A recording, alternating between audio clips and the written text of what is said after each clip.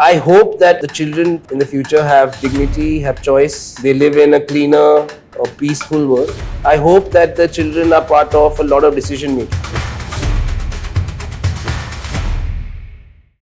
Hello and welcome to Up Close and Personal Season 2 here at InvokED Studio, where we dive deep into the heart of leadership, collective action and education equity.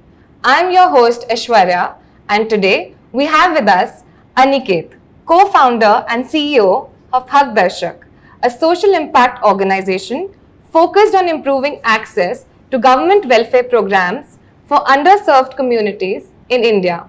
Thank you so much, Aniket, for being here today with us. It's a pleasure. Aniket, my first question to you is, what does leadership mean to you?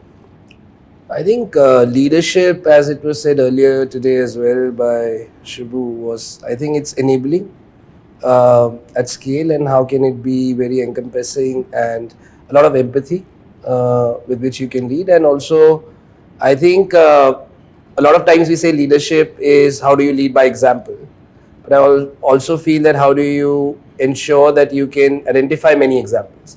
You yourself don't need to be a superhero to be a leader, but you need to identify enough people and enough stories on the ground and be able to showcase them. So I think that as a combination is what I feel that leadership is. Right. Building on that thought, can you share some traits that you want to see in a leader?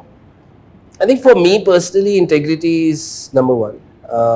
I think then would be clarity of your mission and vision and empathy. Those, I think, three qualities in a leader are an absolute must. I couldn't agree more. Can you also talk about your inspiration of starting Haq Darshak? So I was a teacher. I started my career in education. I was in Teach for India, teaching grade 2 students. First year I taught 75 students.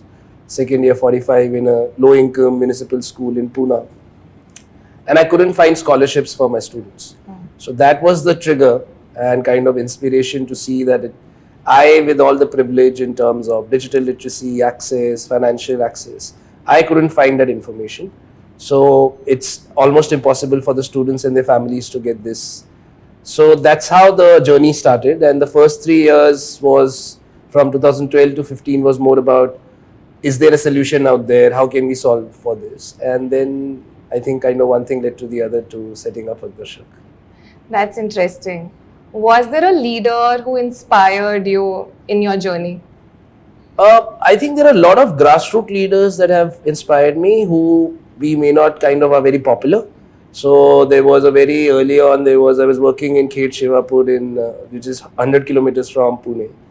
And the Gram Panchayat head there, the way they led themselves, and a lot of also community leaders in terms of a leader that has been like a mentor and I really looked up to is Vijay Mahajan, who set up Pradhan and Basics.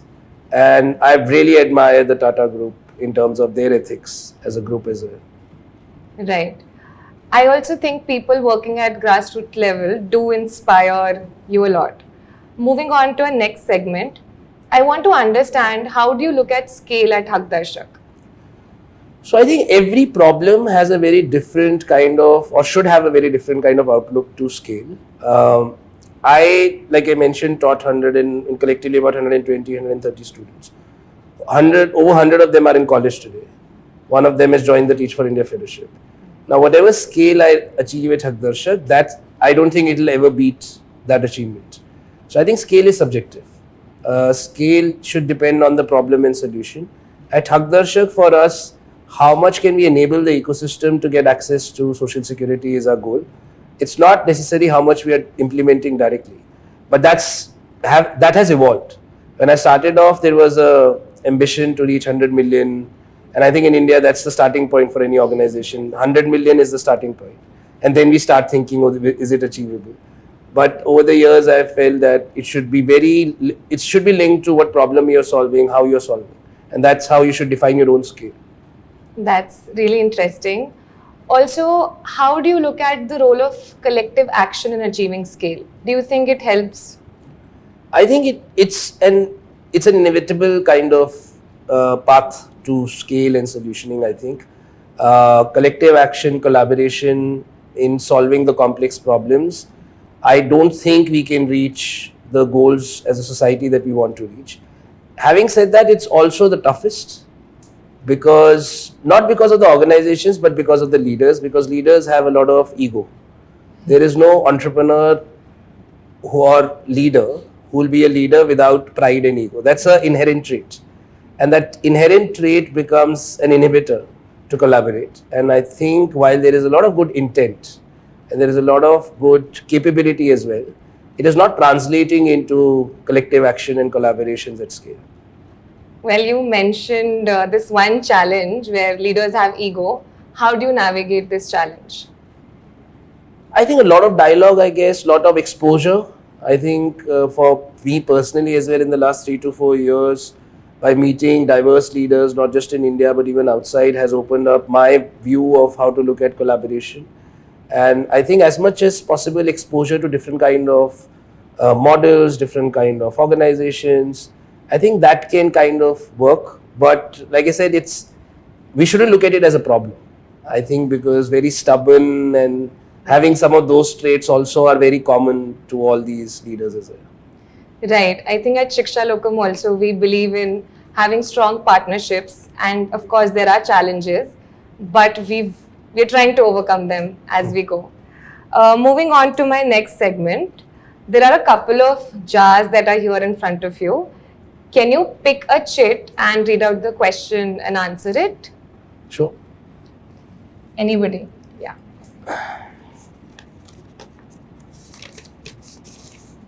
What is one book, movie or speech that has deeply inspired you? I think a book that very early on inspired me when I was in college was Everybody Loves a Good Rot by P. Sainath. And that book has really stayed with me. It just shook me at that time in terms of how it was described, the situation of the farmers on the ground. So that's one book. I think a movie would be Schindler's List. Again, something I saw in college in one of the screenings, very early exposure to something that triggered a lot of kind of things about justice, injustice. So those would be the two. I agree. Non-fiction kind of gives you that shock. Yeah. I exclusively read non-fiction. So I also love non-fiction. Since you mentioned your college days, we'll go back to your school days. What is your one fond memory of your school days? So I went to a missionary boys' school in Shimla.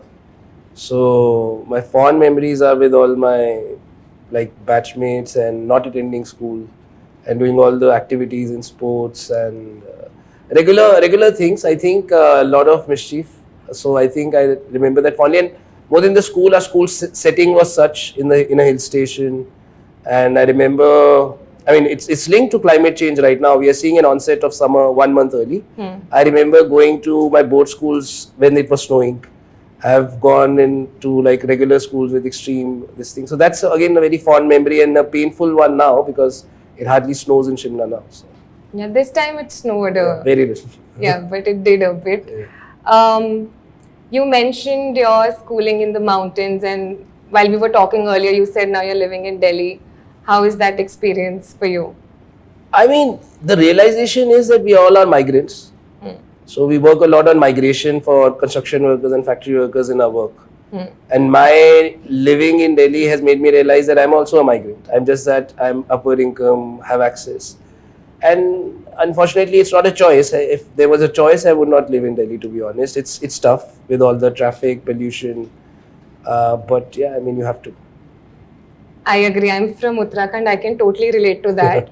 I wouldn't also want to live in Delhi for long. One more question around your school days is, was there a subject that you dreaded but you love now?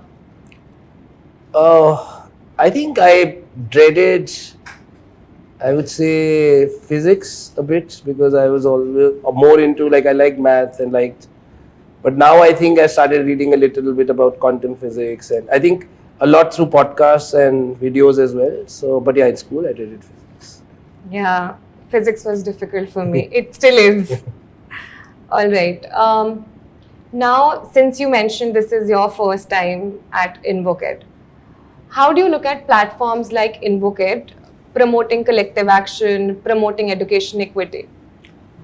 I think I believe like this is my first time, but of course I've seen the fantastic work that ShikshaLokam does. I think working with the government, working with the ecosystem is a fantastic way to look at the problem. I also was one of the best things in the morning was to look at the Shikshagra Awards and really celebrating the true change makers, which are school leaders and grassroots leaders. So I think it's a great accumulation of grassroots leaders and your traditional leaders who are coming from across the world, and just to bring in all the ideas together. I also like the fact that in this time it's not only about education, it's a lot about leadership and bringing different ideas, not necessarily only in education. And I think the first level of collaboration that needs to happen is in education conferences, we should not just look at education. And similarly in other spheres as well, we make it too verticalized, and that creates an issue sometimes. Right. Thank you for sharing that. Moving on to our last segment. What is your one hope for the future of children of India? I think I hope that the children of in the future have dignity, have choice. They live in a cleaner world, a peaceful world. But also at the same time, I hope that the children are part of a lot of decision making. Right. I think when we were growing up, I think our decision making starts post college, and I hope the children of the future have a lot more freedom to choose from the beginning. I resonate a lot with your thoughts. Thank you so much for sharing your story, insights, and wisdom with us. And thank you to our audience for tuning in. Stay connected, keep the dialogue going. We'll see you in the next episode of Up Close and Personal Season 2.